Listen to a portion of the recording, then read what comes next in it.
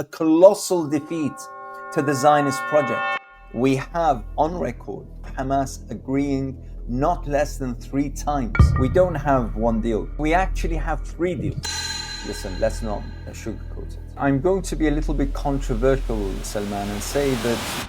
Bismillah. Okay, we're recording. Assalamu alaikum, brothers and sisters, and assalamu alaikum, Dr. Anas Altikriti. This is thank you very much for joining us. Of course, this kind of ad hoc podcast is a kind of last minute recording because we're just responding to and getting some of your thoughts on the so-called peace plan, 20 or 21 point proposals that Donald Trump and Netanyahu with him spectacularly have presented now. And I thought whenever there's some kind of offer, some kind of deal, I always try and bring on our friendly neighborhood hostage negotiator, Dr. Anas Altikriti, so you can analyze, you can give us your insights as a hostage negotiator, and also, of course, as one of our leaders of the Muslim community in the UK, CEO of Cordoba Foundation. So you've been an analyst, part extraordinaire for your entire life, mashallah, your career. So we wanted to get your response, your reaction. So I guess in a nutshell, what's the significance? What do these proposals contain, and what's their significance? First of all, Jazakallah khair, Bismillah ar-Rahman ar-Rahim, Alhamdulillah, wa salatu wa salam ala Rasulillah. It's a pleasure having this brief conversation with you, Akhi Dr. Salman. And I have to say that due to the limitation of time, I'm not going to go into the terms one by one, albeit they each require quite a bit of analysis and a bit of reading, as well as consideration of what they actually mean on the ground. But I'm going to approach this from a sort of a macro level and start off by, first of all, whenever a deal is proposed to you by 2 convicted criminals, it's always something to hesitate and to reconsider probably 1,000 times before you take the step of taking it seriously. So when you have Trump and Netanyahu, no less, signing up to a deal which they both celebrate, it's always, starts off as a problem. The second thing that I'd like also to mention is that the fact is we don't have one deal. And by the way, anything that you and I speculate about being a deal, we're going to be wrong. And I'll say why. It's because we actually have 3 deals, not one deal. We have 3 deals. And the problem is everyone is discussing a different deal. So we have in Arabic a saying called Hiwar al-Torshan, a discussion between deaf people. We're not touching on what is actually on the table because, in fact, very few, if any, know what's on the table. And I'll tell you how. You have the deal that Trump discussed with the Arab and Muslim leaders in order to appease and to buy their acceptance. And in that deal, all the buzzwords were mentioned. Whether it be the reconstruction of Gaza, whether it be the entrance of aid, whether it be the release of long sentenced Palestinian prisoners, all of those things that the Arab leaders and the Muslim leaders could take back to their own nations and say, we got this absolutely fantastic deal now, would you please lay off us and not criticize us as much? So you have that deal. And then you have the deal that Trump and Netanyahu spoke about at the press conference, which doesn't have the elements that he sold to the Arab and Muslim world. We have a different deal. We don't talk about the reconstruction of Gaza in the terms that were explained to the Arab. We don't, but we have everything that pleases the Israeli side. We have the no more resistance, no more arms, the de-weaponization of the entire Palestinian Strip. We have the concept of a Palestinian state is not talked about. I mean, this supposedly is the thing that all the Arab leaders and all the Muslim leaders are, standing in line in order to express their joy and congratulations to Trump on because there is a recognition that the Palestinians will have their state. There's no such Mm. thing in the press conference that we heard. And then you have a third deal, and that is what Netanyahu told the Israeli people about. And that is about the annihilation of Gaza, is about no, the actual rejection of this, the simplest notion of a Palestinian state, and everything that would please and appease the Israelis. So, which deal are we talking about Mm. exactly? And I had Ehud Olmert, the former Prime Minister of Israel, on LBC just a few hours ago. He was saying that there's a huge discrepancy between Trump's presentation and Netanyahu's in Hebrew in no, it's not one but deal. I didn't know that there was a different one for Muslims. So there's three different deals going on at the same time. You're saying? Absolutely, and the thing is, everyone is praising a deal that they received, which is totally different from the one that is on the ground. By the way, this isn't the first time that this has happened. Every single time that a so-called deal or an agreement or a plan or roadmap is signed, the Israelis have something else in mind. They don't care about what the world thinks, what the international community thinks, let alone the Palestinians, whom, they should seek their approval at least so that anything can work. You see, the thing is, when you arrive at any kind of agreement with your adversary, with your enemy, the thing that okay, fine, I want to win as much as possible. I want to have my adversary gain as little as possible. That's understandable. That makes sense. But there needs to be a semblance of approval so that things can stand. Because I don't want this peace deal that I'm going to sell to my people to break down on day Mm. two. So I need it to stand so that ultimately I can say I achieved something. But if nothing is going to stand, so why? And this is where I come back to something I said in a previous interview, Dr. Salman, and that is that the Israelis do not want a deal. Mm. And this is something that is absolutely evident in every single step. Hamas, by the way, and if I can just, come back just a couple of steps, isn't it incredible how the entire world and their next door neighbor's dog is waiting upon Hamas to say its word, whether it's going to go ahead or not? Isn't it absolutely incredible after 2 years of one of the most vicious bombardments, aided by the most sophisticated technology in weapons and arms, against a Mm. defenseless nation where hundreds, well, in my estimation, more than 130,000 people have been killed, and the entire infrastructure of Gaza reduced to rubble.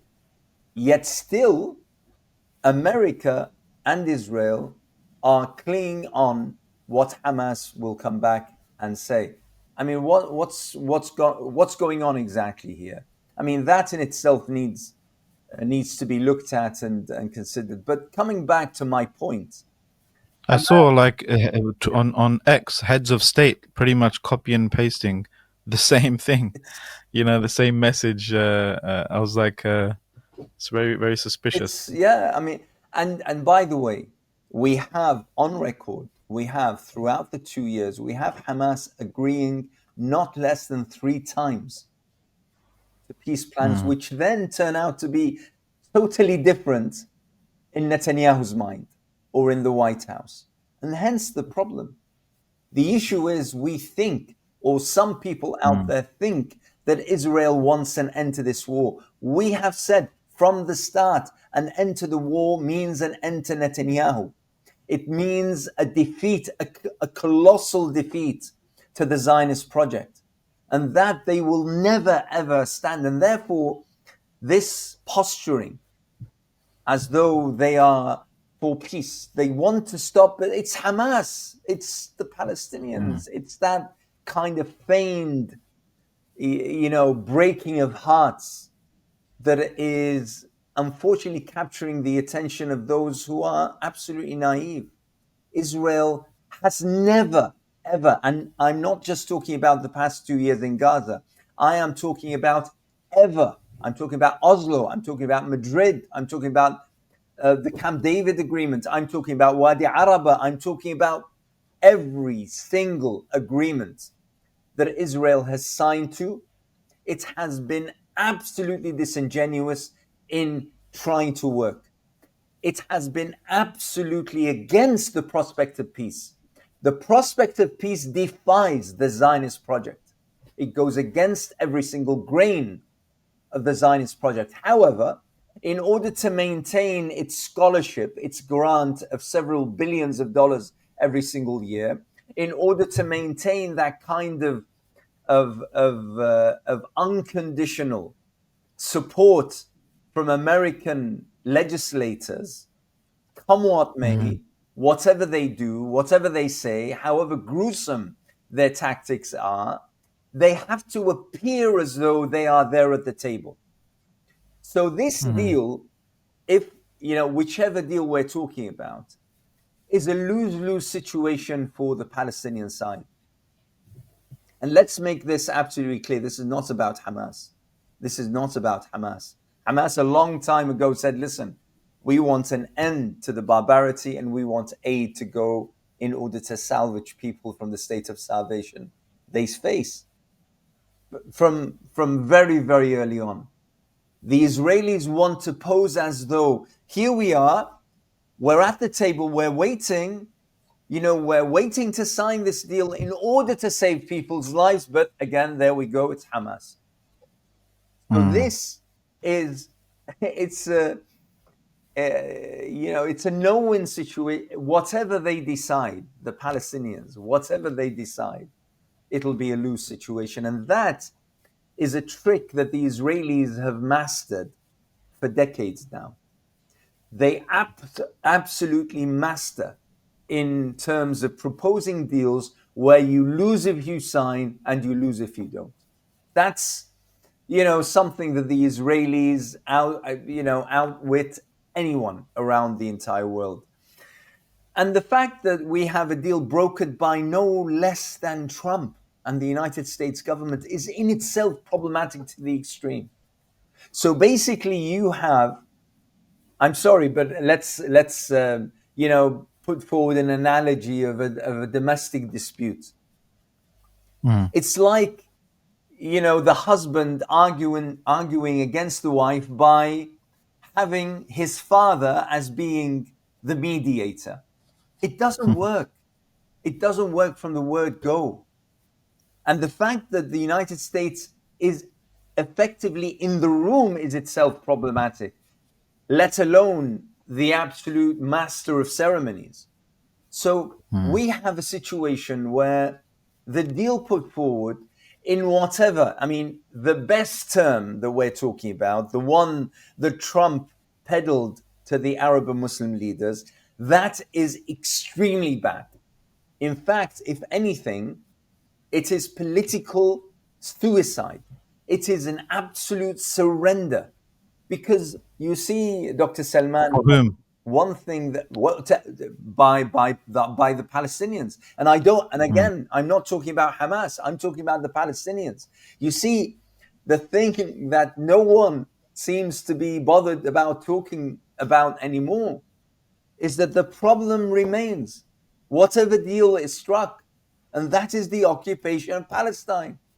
No one is talking about that. How do you end this cycle? By ending occupation. We've always said that.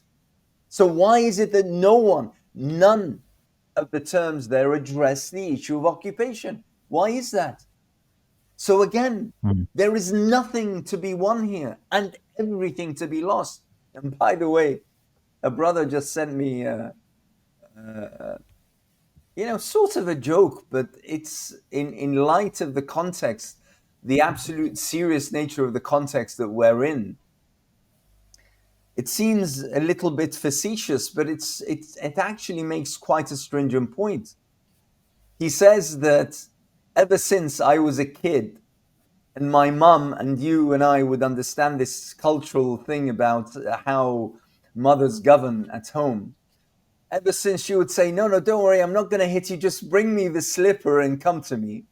He said, "From that moment, I understood that you never, ever, ever surrender your arms." And the thing is that that is precisely what is being asked of the Palestinian people. You know what? Just lay down your guard. Just relax, lay down your guard, and everything will be fine. And who's making the guarantees? Israel, that has killed over 100,000 of Palestinians and could well be on course of killing hundreds of thousands more, aided and abetted and backed by the United States of America. So, what kind of deal are we now? That's regarding the deal. But there is another side that makes this heart wrenching, and that is you have hundreds of thousands of Gazans that are on the brink of starvation. You have hundreds of thousands of Gazans who have to appease their babies every single day when they screech for their mother's milk, yet their mother's breasts have no milk because they haven't eaten for days. When their children ask for food and they have nothing. When they have to send away their children to tips and garbage piles, maybe they'll find something there that they can nibble on and sustain their lives. How do you deal with that? How do you tell those people that, this is a bad deal and we can't accept this because this will absolutely institutionalize occupation? You won't be able to speak of occupation after that because the Palestinians, no less, signed away their right to reclaim their lands and their rights. And therefore, you'll have to continue to suffer and to struggle. How do you do that? And therefore, I speak today as someone who's, looking and watching and observing from a vantage point that has absolutely no recognition, no understanding of the veracity of pain and suffering that is happening in Gaza. And you'll find hundreds of so-called analysts or experts or commentators around the world doing the same. And we're all talking about something, and yet the nation, the people, the individual whom we should be really concerned about is struggling and suffering. And whatever we say, the thing is, even in Netanyahu's speech to the Israelis, and by the way, out of the three deals, I tend to think that that's the deal that's going to transpire at the end. What Netanyahu spoke to the Israelis and assured them. There's not even going to be a cessation of bombardment of Gaza. There's not going to be the release of prisoners like, Trump talks about. There's not even going to be the kind of relief of the Gazan people and the allowance that they return to their lands and their homes from 2 years ago. There's not even that. So even if the Palestinians sign away and say whatever you want, just end this horror, this terrifying, brutal crime that the world is watching, yet entirely unable to, for reasons that are beyond many, to intervene and to stop. Even then, they won't be able to tell them that, by the way, after that, you'll be safe. And that is how it boils down to. So exactly what kind of deal and for what and to what end? It's in my view, but like I said, I'm sitting here in London. It's a nice day. I have my food in the fridge. My children are safe. My house is warm. It's I Alhamdulillah. can say whatever I want. I would say that this is an act of suicide, and that by not signing, the entire world media will go after Hamas and the Palestinians for refusing to save their own. And there'll be lots of finger wagging saying, "We told you so." They don't want to save their people. See, they had a chance. That's what's going to happen. And that, What are the Palestinians saying that you've been speaking to? What's their reaction? What's their mood on the ground? it's more or less, I mean, people in Gaza are desperate. Listen, let's not sugarcoat it. Hmm. We might celebrate their sumud, their resilience, their steadfastness. But listen, every human being has a breaking point. And our breaking point is naturally, especially our children. I probably, as an individual, could withstand hunger and pain, whatever. But to see my children suffer that is something that is beyond what we could fathom, Salman. The thing is, we're talking about something that is to us fantastical. It's not real. It's surreal. It's like we're reading it in a novel. But there are 2 million people who are seeing it every single hour of every single day, and we're trying for moments to pretend that we are in their place. And what could we have done? We can't. It's impossible. So people are desperate, and at this moment, people, most people are saying, just end this, just allow us to just feed our children. Never mind we die, but let's just feed our children. And there is a lot of resilience still. There is a lot of steadfastness still, but we can't ignore the fact that ultimately we're talking about human beings and human needs. And most analysts and experts that I've spoken to since that press conference all agree that this is an incredibly bad deal. But like I said, I feel that people omit, we have very short recollections and memories, Salman. And the fact that, like I said, every single time a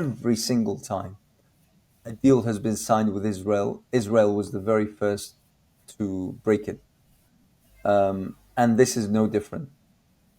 That, for instance, people are in such pain that they're willing to admit to remember that, and therefore they're willing to step into the quagmire of another deal, where we'll be shown to have signed and put pen to paper on something, but have got nothing in return. In fact, more pain and more misery.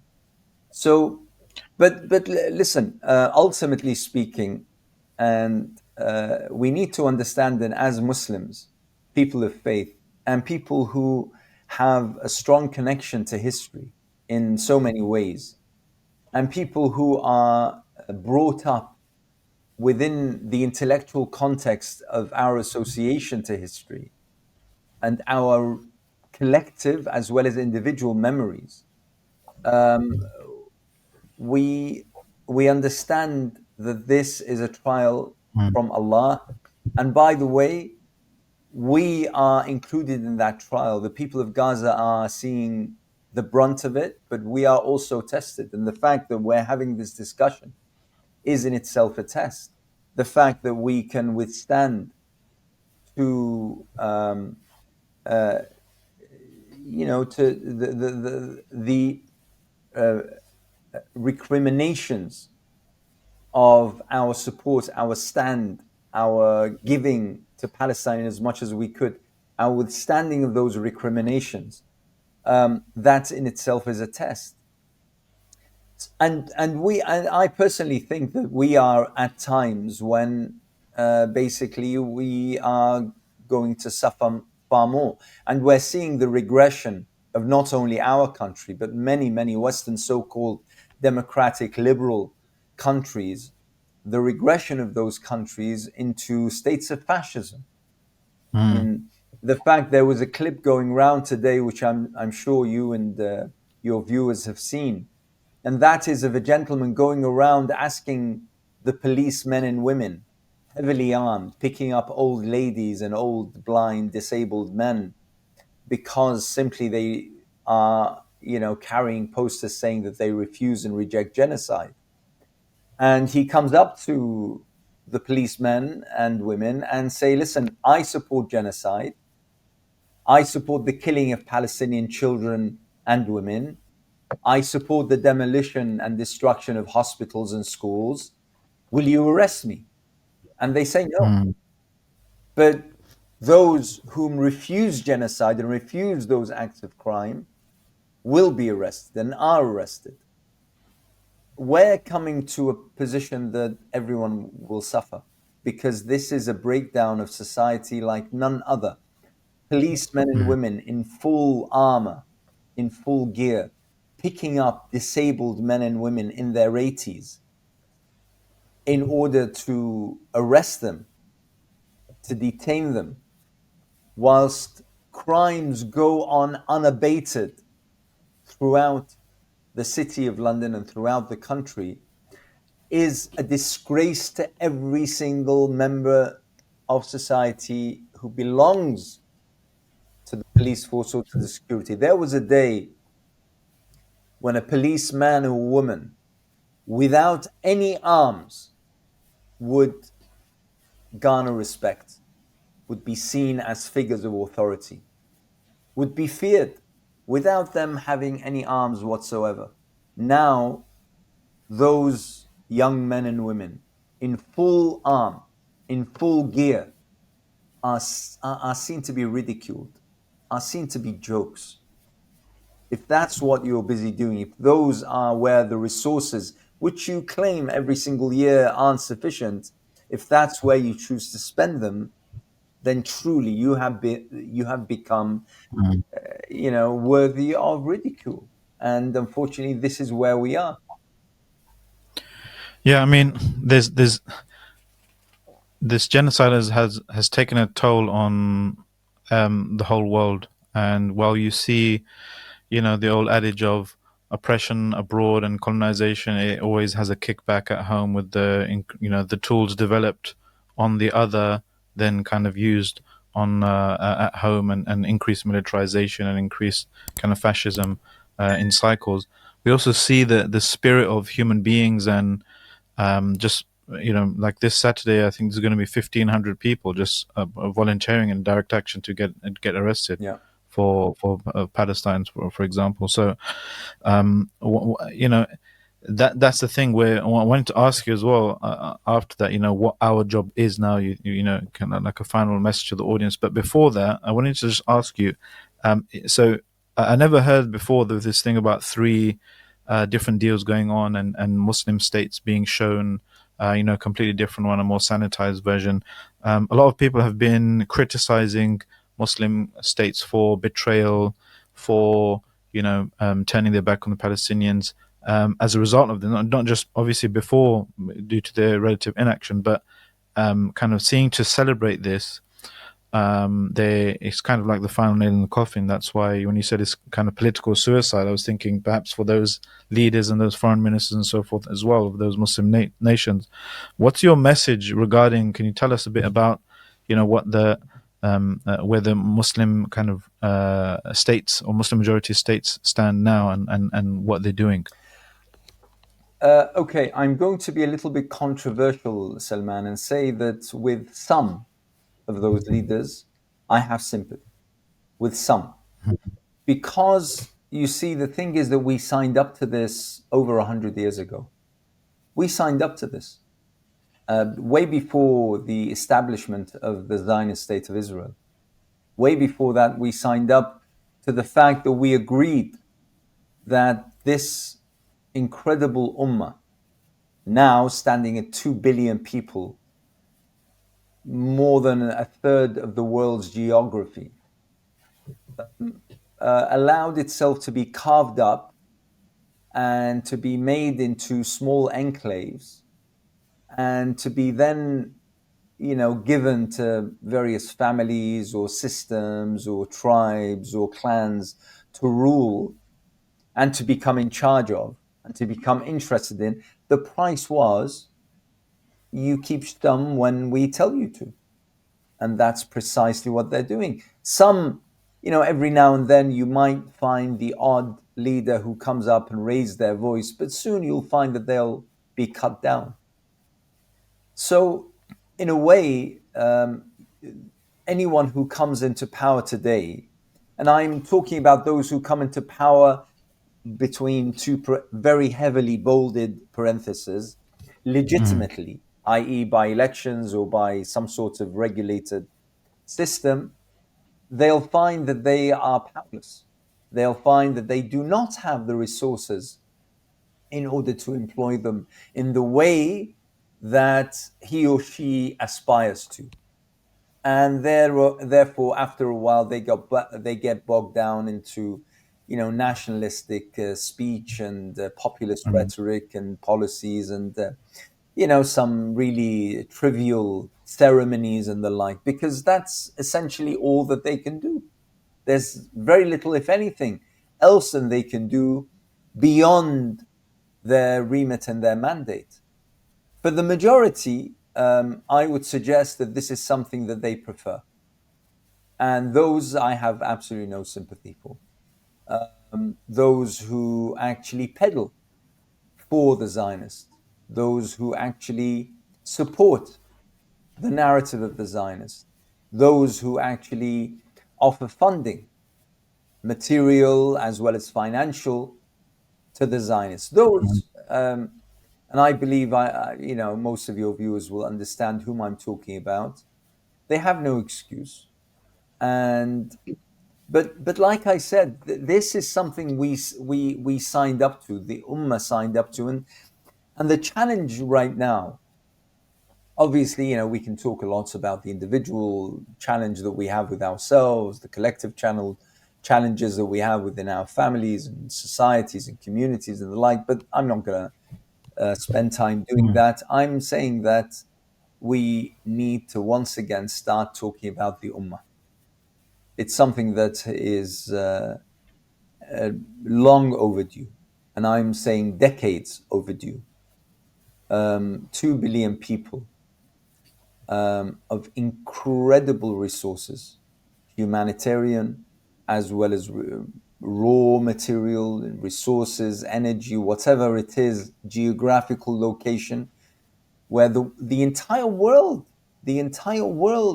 needs, requires, and would fall over itself trying to please us so that we can extend us as an ummah who share a religion, who share a vision, who share a culture, who share a book, who agree on fundamentals. We might differ on details, but that's fine. But we agree on the fundamentals. That is a resource, a human tank of resources, the likes of which could never ever, nuclear bomb, whatever ballistic missiles, whatever drones, whatever, I don't know, technology, could never ever defeat. And that's why we must, for the sake of this system, to continue as it is, this hedonistic, this incredibly inhumane, immoral system to remain, we need to be broken up. And unfortunately, whilst many, in fact most, would take that as a given, very little is being done in order to counter, in order to actually reach out and say, we can recreate the Ummah. We have the capacity, we have the capability. Why could Europe, that only a few decades ago, killed amongst each other tens of millions, why do they get to build a political bloc and a financial bloc? And why is it that we share so much more? We have never been in wars with each other. Why is it that we can't create the same? I think that is the challenge that we need to start addressing in all our lectures, all our workshops, all our meetings. We could be talking about, the latest tax hikes, for instance, in the UK, or the latest policy to take away the free TV license from. But we must always have that within the context of us talking about the Ummah with its set of values that could be of great, great benefit to the entire world. That, I believe, is the challenge that we all face. Maybe we don't recognize, maybe we don't admit to, but that is the only way where the world could be saved from itself. I mean, look at what's happening. What's happening in America? The president is actively stoking a civil war to erupt. And the kind of schisms that are appearing in Europe and between European standards. I mean, there are wars to be had. The financial war, the trade war between China and the rest of the world. Why is that? Why is that? What's the need for that? So, I think that we need to start talking about the world's need for the Ummah and how we can restore a semblance of morality within world politics. International law now means nothing whatsoever. The very people who stood just a few days ago on the podium at the United Nations General Assembly are the same ones who are trying to break it up.